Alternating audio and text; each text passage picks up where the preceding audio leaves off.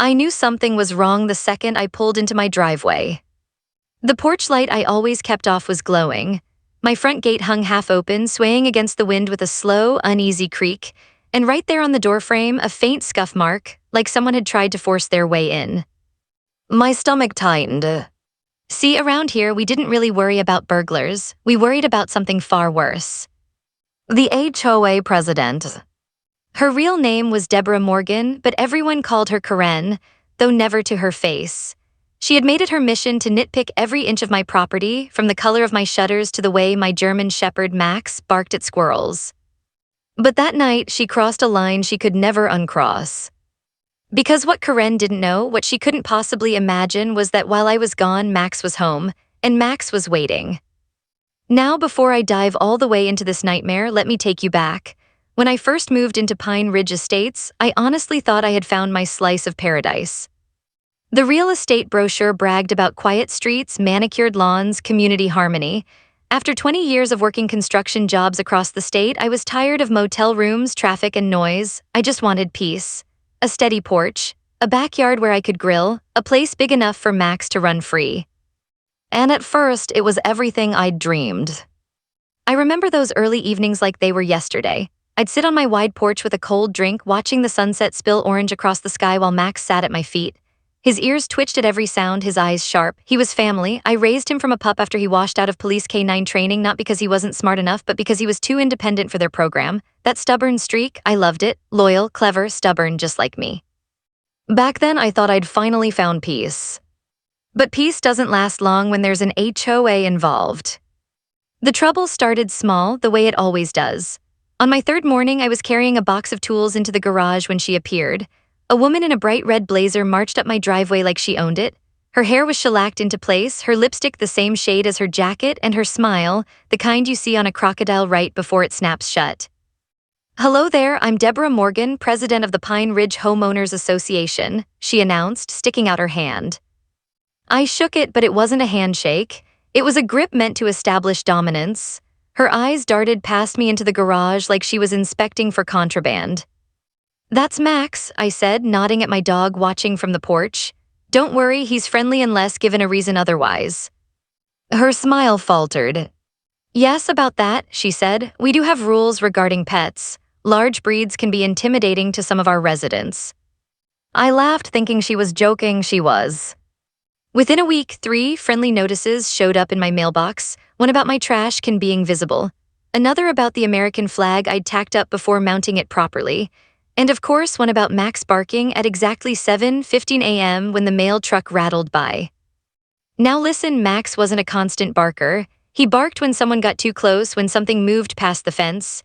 That's called doing his job, but Karen saw it differently. At the first HOA meeting I attended, I realized just how personal this was going to get. I sat in the back quiet, just observing, but she spotted me instantly. "Ah, our newest resident, Mr. Lawson," she said loudly, drawing every pair of eyes to me. "We'll remind you that our bylaws clearly state noise disturbances must be minimized. Several residents have mentioned your dog." Half the room looked at me with sympathy. The other half looked relieved that someone else was in the hot seat. I raised an eyebrow. "You mean the single bark at the mailman? I'll be sure to have Max send an apology in writing." A few people snickered. Karen's eyes narrowed. She didn't appreciate sarcasm, especially not in public. "That sort of attitude is exactly what disrupts community harmony," she snapped. I leaned back, arms crossed, smiling, and in that moment she decided I was her enemy. From then on, it was war. She patrolled past my house slower than anyone else. She took photos, scribbled notes, peered through the slats of my backyard fence. Max watched her every step, tail stiff. She hated that he wasn't afraid of her clipboard. And when I finally caught her pretending to check landscaping while peeking into my yard, I stepped outside, coffee in hand. "See something you like?" I asked. She flinched, then hissed. "Just ensuring all residents maintain consistent standards. You wouldn't want violations, would you?" I looked her straight in the eye. "Lady, the only violation happening is you trespassing." Her lips pursed so tightly I thought they might split. She stormed off, heels stabbing the pavement like daggers. And that was when I knew this wasn't about rules anymore. This was about control. And she wasn't going to stop. The first fine arrived a week later. $50, the notice claimed my trash bin was visible from the street. The funny part, my trash bin was tucked neatly behind the fence, same as everyone else's. The only way she could have seen it was if she marched up my driveway, leaned over the fence, and craned her neck like a giraffe. I laughed when I opened the envelope, then I crumpled it and tossed it on the counter. I wasn't paying. That's when the flood started. Every other day, a new letter. One claimed my mailbox was half an inch too tall. Another said the porch light bulb wasn't the correct shade of warm white. The one that really got me, the one that burned, was a $100 fine for unauthorized exterior decor. You know what it was. A little wind chime. Not just any wind chime, my late wife's favorite. I stared at that paper for a long time, my fists clenched, my jaw tight. Karen hadn't just picked a fight with me, she stepped on something sacred.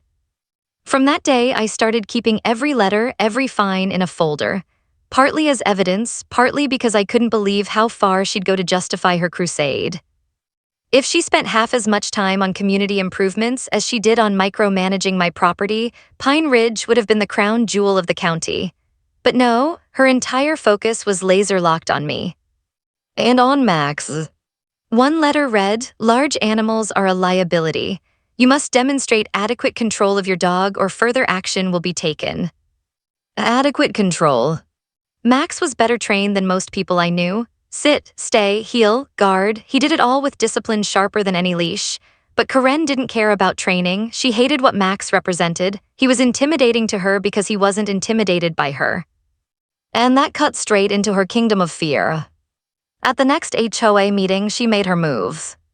She stood at the podium like she was addressing the Supreme Court. Her voice rang sharp across the community room.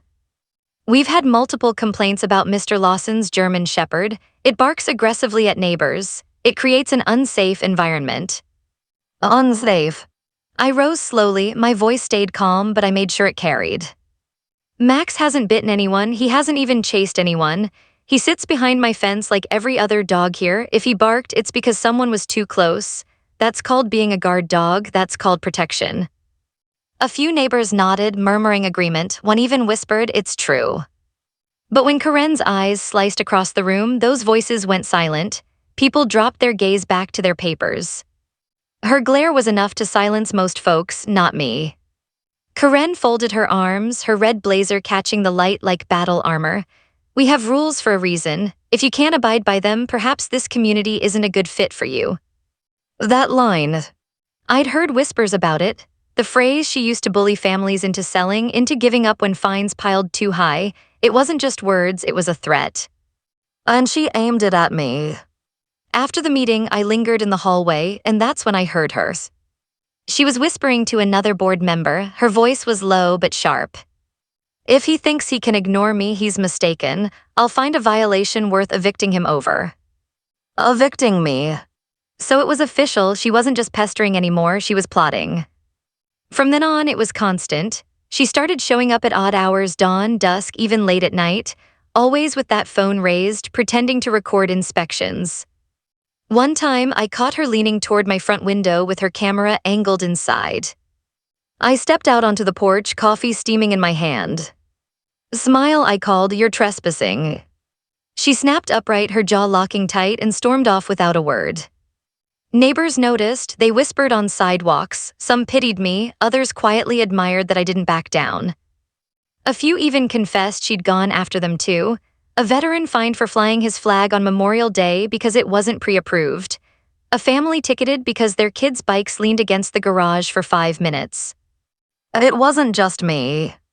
Karen was a menace. But I had one thing no one else had: Max. She couldn't intimidate him, she couldn't threaten him, she couldn't control him. And that drove her mad. One evening, after another so-called inspection, I sat on my porch with Max lying at my feet. He watched the street, ears pricked, eyes locked forward like a soldier on duty. And I remember saying out loud, almost to myself, "She's going to push this until she breaks the law." Max's ears twitched, his tail gave a single thump. It was like he already knew. And deep down, so did I. The first time the gate rattled, I thought it was kids. It was late, maybe close to midnight. I was half asleep in my chair when Max's chest rumbled like distant thunder. His eyes flicked toward the window. Then I heard it metal clicking softly, the latch jiggling as if someone was testing it. I stood heart-thudding and pulled the curtain back. Nothing, just shadows stretching across the street. The gate swayed once, then settled still. I chalked it up to the wind. But the second time, I knew better. Max woke me again, this time growling deeper, more urgent. I grabbed a flashlight and swept the beam across the yard. For a split second, I swore I saw a figure slip behind the hedge and vanish. By the third night, there was no doubt. Nobody else in Pine Ridge had that much gall. It was Karen, testing, prowling, waiting. One afternoon, I caught her red-handed. She was standing at the edge of my yard, clipboard in one hand, phone in the other, eyes narrowed as if she were surveying enemy territory. Max stood at my side on the porch, fur bristling, gaze locked on her. Enjoying the view, I called out, voice flat. She startled, then smoothed her blazer and lifted her chin. Routine perimeter inspection. Community safety requires vigilance. This isn't your perimeter, I shot back. It's mine, and I've warned you before. Trespass again and you'll regret it. Her nostrils flared, her lips twisted. You think your mutt scares me? That word, mutt. My patience snapped. First off, he's not a mutt, he's a trained K9, better trained than half the cops in this county. Second, step foot inside my house and you're not dealing with HOA rules anymore, you're dealing with the law. Her smile was thin, venomous. We'll see about that. She turned sharply, scribbling on her clipboard as if she'd won, but her hand shook just enough for me to notice. That night I sat on the porch, beer in hand, Max lying at my feet. The crickets chirped. The street was quiet, too quiet. And I said it out loud, not to anyone in particular. She's going to break in, isn't she? Max's ears twitched. He didn't move, but I swear the way his eyes caught the porch light, it was like he agreed. The signs were all there. Karen wasn't satisfied with fines. She wasn't satisfied with photos. She wasn't even satisfied with intimidation. She needed evidence, a smoking gun, something she could twist into grounds for eviction. The problem for her was there was nothing to find. My house was clean, my dues paid, my paperwork solid. But in her mind, I was already guilty. She built her case, she just needed that final piece. So I started preparing for the inevitable. I changed locks, reinforced windows, told my neighbor Jim to keep an eye out. Jim was one of the good ones, retired, sharp-eyed, and not scared of Karen's clipboard games. She's bold, I told him one evening. Don't be surprised if you see her snooping while I'm gone. He chuckled, shaking his head. That woman thinks she's queen of the cul-de-sac. Don't worry, Lawson, I'll watch, and good thing you've got Max.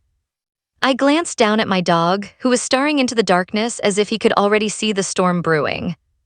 Yeah, good thing I had Max. But still, the tension built.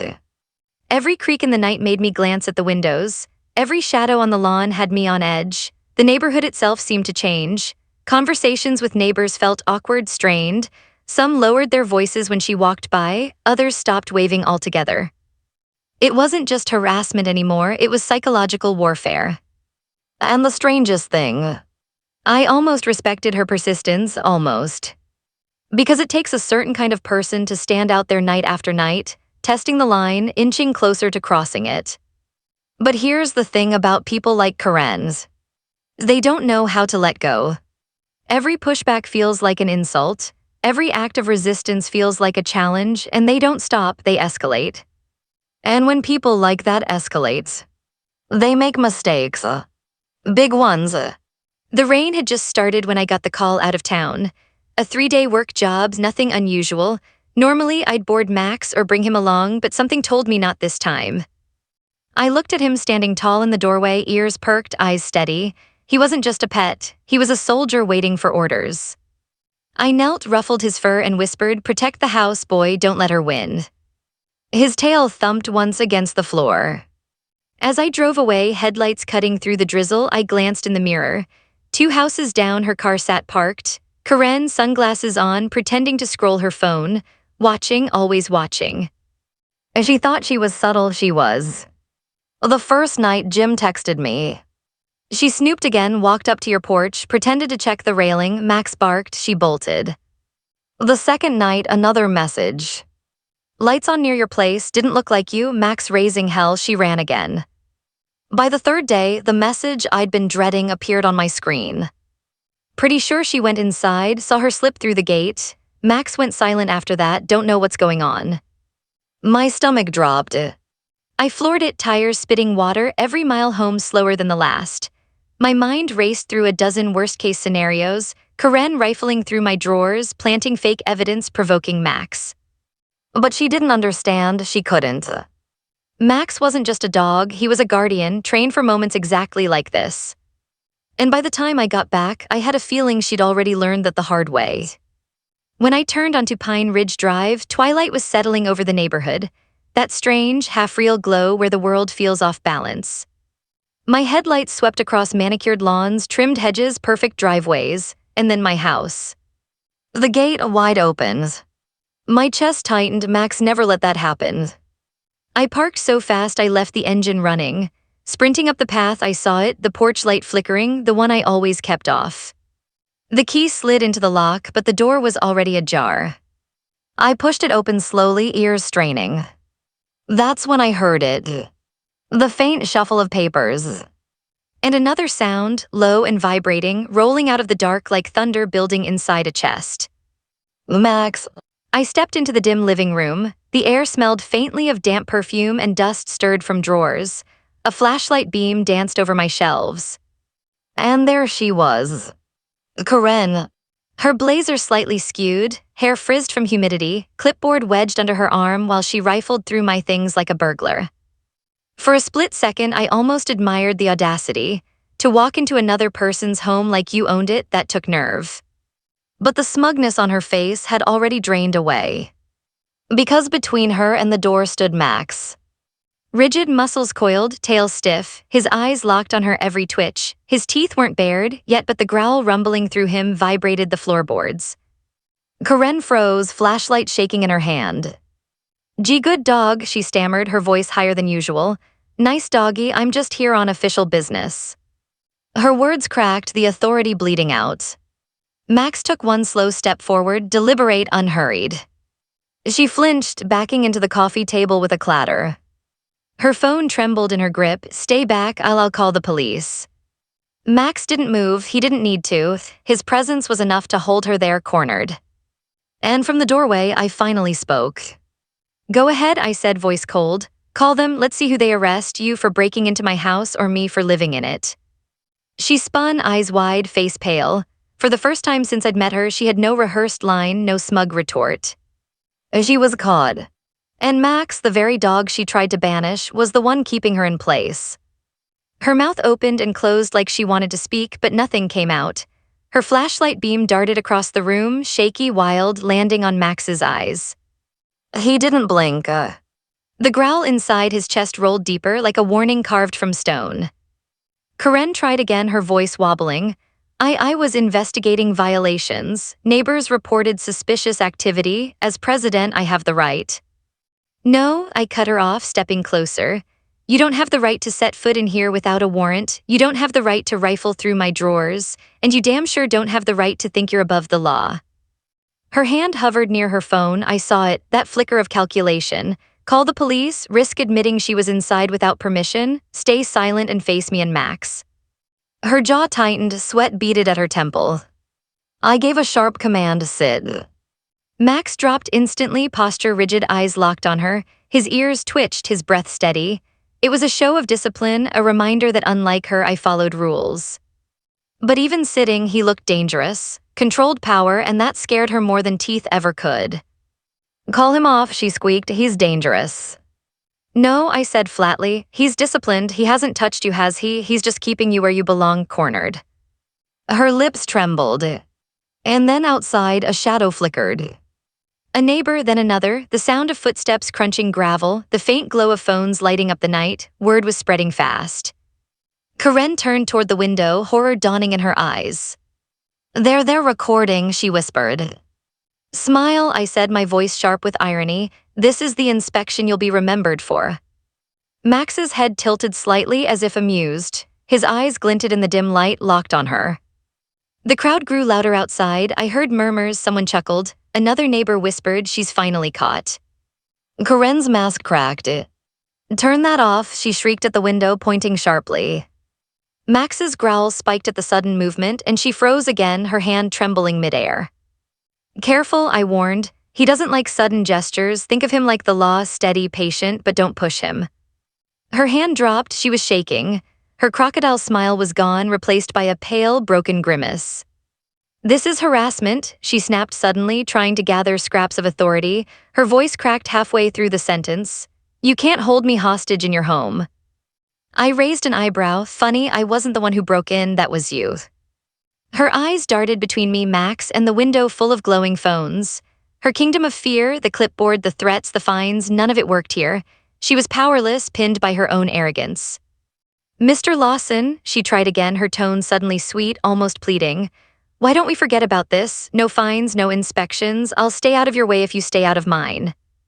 I chuckled darkly. You don't get to negotiate after breaking into my house. You don't get to offer me a deal when you're already guilty. Her eyes narrowed, venom returning for a flash. You think you've won, but this isn't over. I have connections. I can make your life miserable. You already tried, I said calmly, and look where it got you.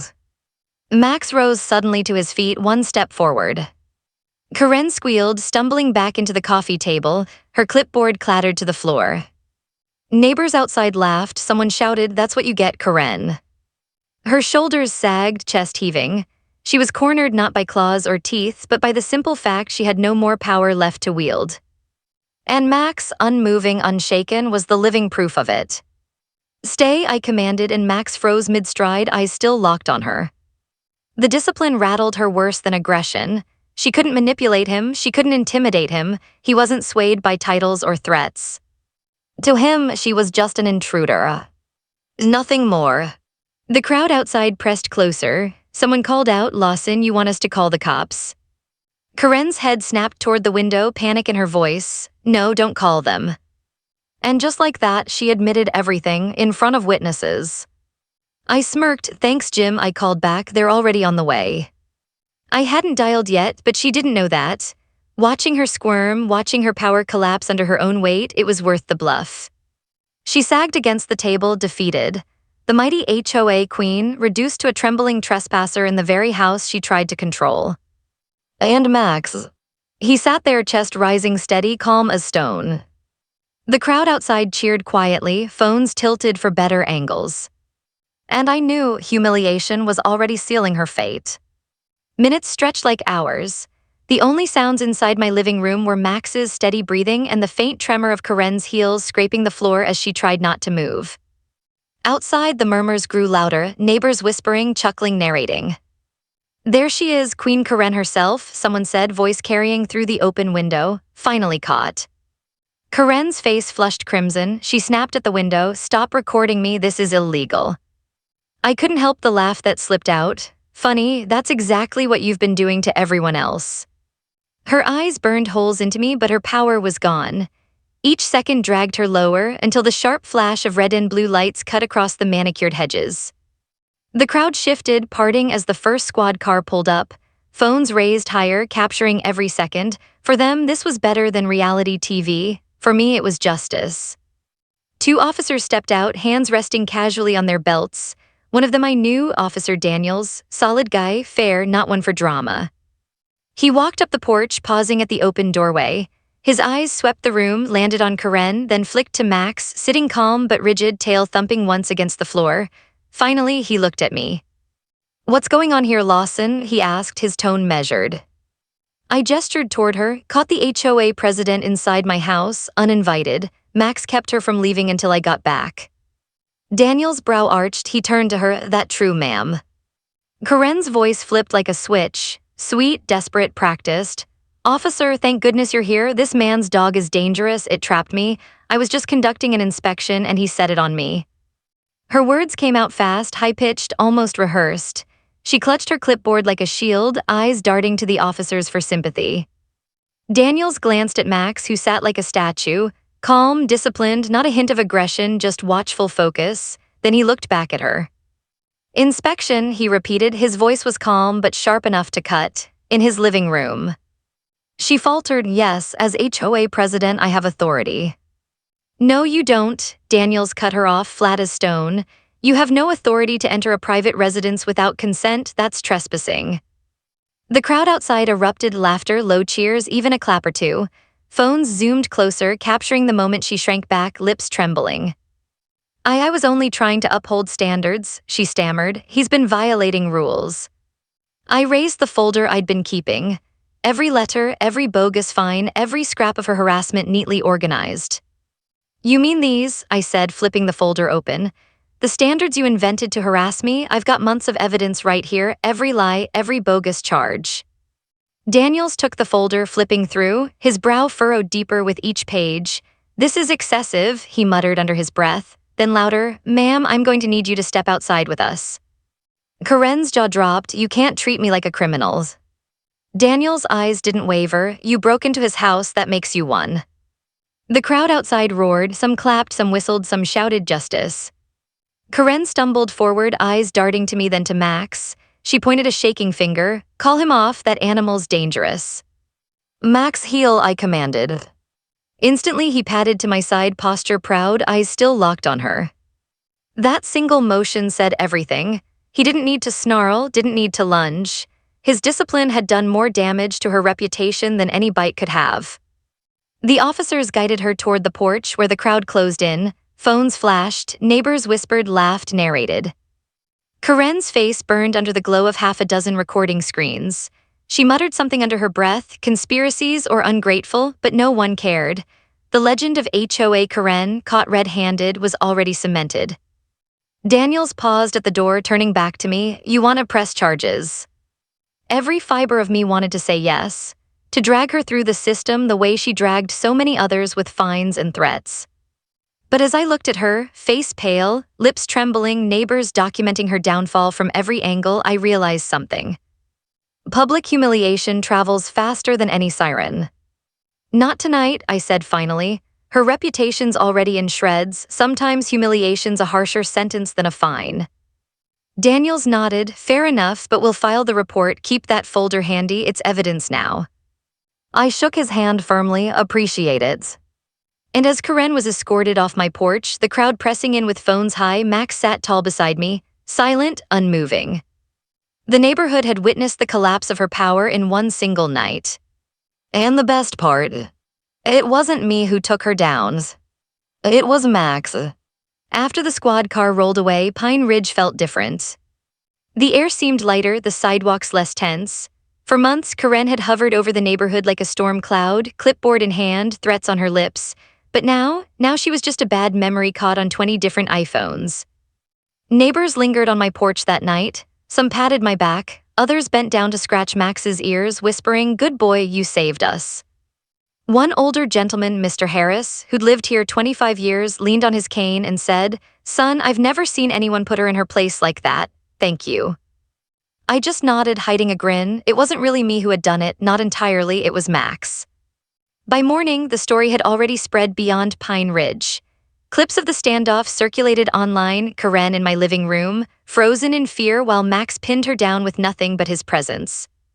One neighbor added dramatic music. Another captioned it, HOA president learns the hard way, don't mess with a K9. It had 1,000 views before breakfast. By noon, Karen's empire was in freefall.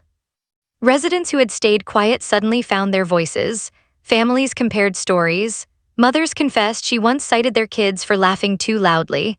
A veteran admitted she fined him twice for flying a flagpole. Even the board members she thought were loyal began whispering apologies, distancing themselves from her mess. That night, the HOA sent out a desperate email. The incident last night was a misunderstanding. The board remains committed to the safety and integrity of Pine Ridge Estates. Please refrain from spreading misinformation. Misinformation. Half the neighborhood had video proofs. The board's attempt at damage control only poured fuel on the fire. By the end of the week, a petition was circulating, remove Karen as president. 2/3 of the community signed in just days. When the special vote came, the result wasn't even close. Karen was stripped of her title, her clipboard confiscated, her little kingdom ripped out from under her. But she wasn't done, not yet. The night of the board meeting, she showed up in the back row, face pale but chin lifted, trying to look defiant. The room was packed, neighbors crammed into folding chairs, murmuring with anticipation. Max lay at my feet, calm as ever, a silent reminder of the night everything changed. The new president cleared his throat, nervous but firm. As of tonight, the Pine Ridge Board has voted unanimously to remove Deborah Morgan from her position, effective immediately. Applause broke out, some people even cheered. Karen stood suddenly, her voice slicing over the noise. "This is a witch hunt," she shouted. "You're all ungrateful. I kept this neighborhood in order. Without me, it'll fall apart." Boos rippled through the room. A neighbor yelled, "Good riddance." Another added, "We don't need your order." Karen's voice cracked, rising shrill. "You'll regret this, you'll all regret this, I have connections." She stormed out, muttering about conspiracies, her heels clicking fast against the linoleum. But her words had no weight anymore. Because when she turned that corner, nobody followed, nobody believed her, nobody cared. After the meeting, the new president shook my hand, almost too eagerly. He wanted to distance himself from her legacy. "Mr. Lawson will review your file immediately. Any fines issued under Deborah's authority, consider them void." I dropped the thick folder of bogus citations onto the table. Good, because if not, my lawyer gets this tomorrow. He flipped through a few pages, paling as he realized how deep her harassment ran. "No need for that, we'll issue a formal apology, to you and to everyone she wronged." The room erupted in applause again. Neighbors clapped me on the back, some patted Max's head, a little boy whispered, "That dog's a hero." And in that moment, I knew something important. Karen had lost her title, she'd lost her grip, and worst of all, she'd lost the fear she thrived on. Because when a tyrant falls, it's not just their power that's gone. It's their silence too. The silence of neighbors too scared to speak, too scared to stand up. Now that silence was broken.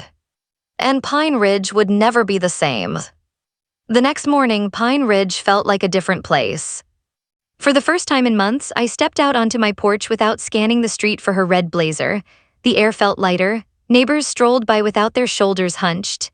Kids' laughter carried down the sidewalks without fear of a citation. Karen's reign was over. But Max, he didn't care about politics or petitions. He just stretched out in the morning sun, tongue lolling, tail thumping against the porch boards as if nothing had happened. To him, it had just been another day on duty.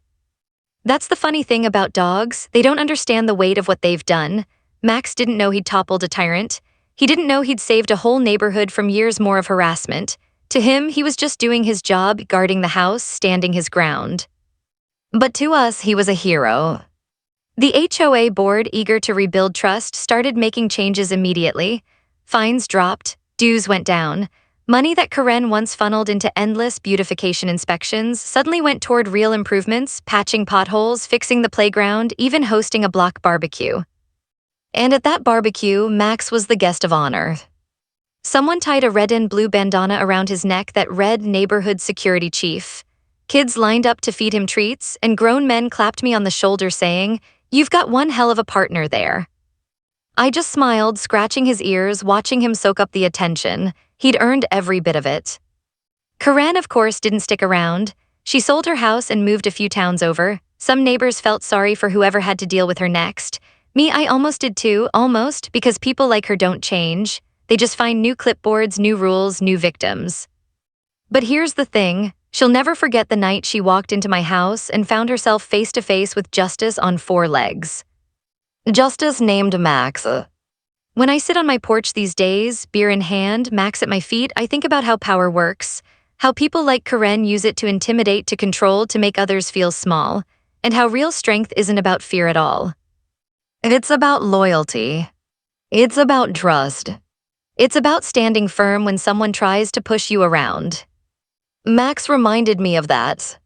He never wavered, never hesitated. He didn't need a title or a clipboard or authority stamped on a piece of paper. He simply knew what was right and what was wrong. And when the moment came, he stood his ground without a second thought. That's what loyalty looks like. And maybe that's the real lesson in all this. Don't let anyone with a clipboard, a badge, or even just a loud voice convince you that you're powerless. Stand your ground, protect what's yours. And trust the ones who stand beside you, whether it's a neighbor, a friend, or a 4-legged guardian with a steady gaze and a growl that can shake the walls. Because sometimes, the strongest kind of justice doesn't come with sirens or courtrooms. Sometimes it comes with silence, with discipline, with a loyal dog sitting tall between you and the person trying to break you down. And sometimes that's all it takes to change everything. Now I want to hear from you. Have you ever dealt with a Karen, an HOA nightmare? Or maybe you've had a dog who stood by your side when it mattered most? Drop your story in the comments. I read every one of them. And if this story made you feel something, anger, pride, maybe even a little hope, don't forget to hit that subscribe button. There are more tales of justice to come. Because around here, the fight's never really over. But as long as Max is on my porch, I know one thing for sure. I'm not fighting alone. Every HOA has a story on HOA headaches. You'll hear the ones they tried to bury. Subscribe today.